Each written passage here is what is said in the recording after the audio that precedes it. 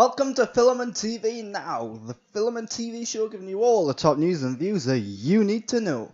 Once upon a time, there was a comic book series called Fables, and now it's getting a TV show. Wait, it's not? Then what the hell is Carnival Row? Amazon released the first teaser and poster for Carnival Row this week, the upcoming TV show about fairy tale creatures living in Victorian set London. If you look at the synopsis, it features mythological fairy tale creatures just like Fables. It has a lead character who happens to be a detective just like Fables, and it starts off with a murder just like Fables. I'm not complaining just yet. If it turns out to be good, then great. But if it doesn't turn out to be good, then I have to ask, where is my Fables TV show?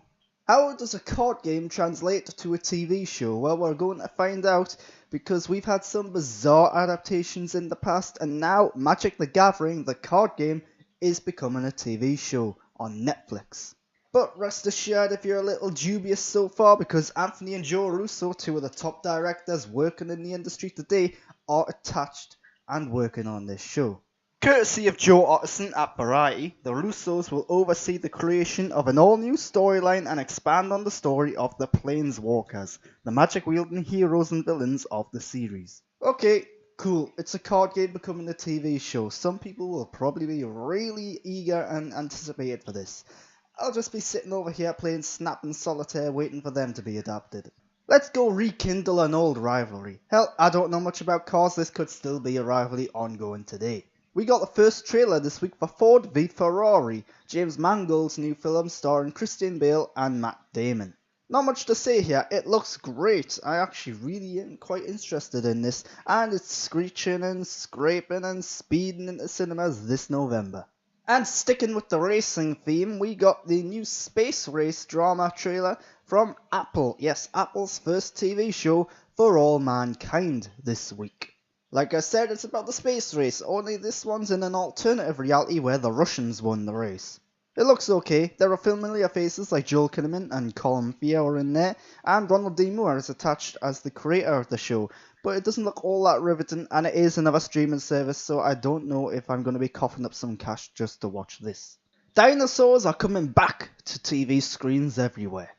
Honey, I'm home.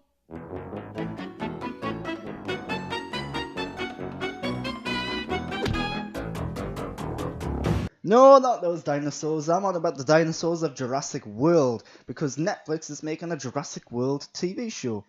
So technically they're not coming back to TV screens because, well, Netflix is everywhere. Yes, Netflix and DreamWorks Animation are working on Jurassic World Camp Cretaceous. It took me a long time to get that right, because, well, it's not an easy word. Set during the timeline of Jurassic World, the series focuses on a group of teenagers caught on Isla Nublar when the dinosaurs start running amok. Talk about bad timing. Throughout the show, the teens will have to go from being strangers to being a family if they want to survive. And the show will debut in 2020. If, like me, you're a little dubious about the future of the Jurassic World or Jurassic Park franchise, will this show win you over? I'm not entirely sure. To be honest, I'm a little surprised we haven't got a Jurassic Park, Jurassic World TV show before. SpongeBob SquarePants. People just can't get enough of that creepy looking, weird, bacteria-riddled sponge. And now we're getting the prequel series, so everyone can see that sponge as it was taken right out the wrapper. Titled Camp Corral, the 13-episode series will focus on a 10-year-old SpongeBob during his summer at sleepaway camp. This is an article from IGN's Adam Bankhurst. So, more SpongeBob. Yay! Yeah, I'm not a big SpongeBob fan. People out there will love this though. For a man that's supposedly about to retire, Quentin Tarantino is keeping himself really busy. So much so is that he's now planning a potential sequel to Django Unchained, based on the comic book Django Zorro, which he co-wrote. And as you might guess from the title, it's about the time Django met up with Zorro. Hold your old West horses just a minute though, because Tarantino is only set to produce this film. That's right, comedian Jarrett Carmichael is adapting the comic book and no director is in place just yet. This is from Collider's Jeff Snyder. Django Unchained is probably one of Quentin Tarantino's best films in my opinion. Personally, I like The Hateful Eight better, but I'm not clamouring for a sequel or a spin-off to Django Unchained. That being said, the character of Zorro is pretty cool, and it's been a while since we had a mainstream Zorro property of any sort, really. Brad Pitt is going to space in Ad Astra, a new science fiction epic coming this September.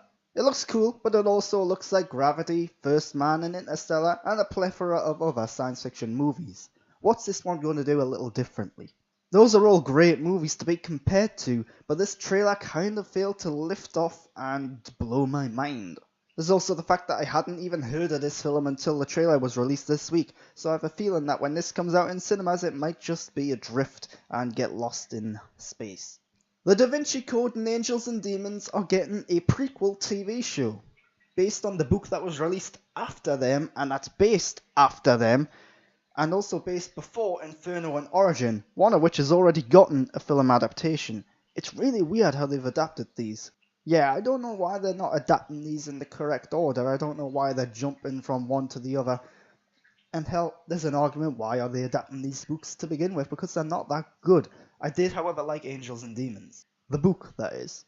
The NBC show will be called Langdon, and it will be based on Dan Brown's The Lost Symbol. It focuses on a younger Langdon who is on the trail of his kidnapped mentor. This is from Nelly Andriva at Deadline. So yeah, we're getting another entry into this franchise, only it's on TV this time, and I doubt Tom Hanks or Ron Howard are going to be all that involved in it. The big question though is, do we really need or want this? I mean, let's face it, the film franchise hasn't exactly blown new ground or picked up steam or anything of the sort really, it's just kind of there. It's the end of an era for Netflix because their Marvel deal is coming to an end with Jessica Jones Season 3. They released a new trailer this week and it looks pretty good.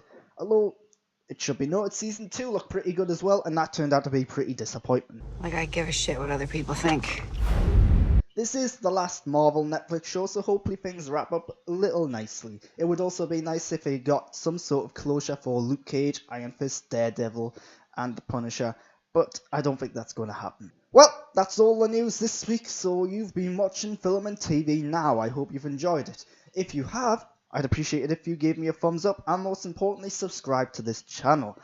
Any support will really be appreciated. Leave a comment and feedback down below. Let me know what you thought of all the news stories this week. And you can go over to Twitter and Instagram and follow me at _Grant Burton. But that's all I've got, like I said. So, thanks for watching.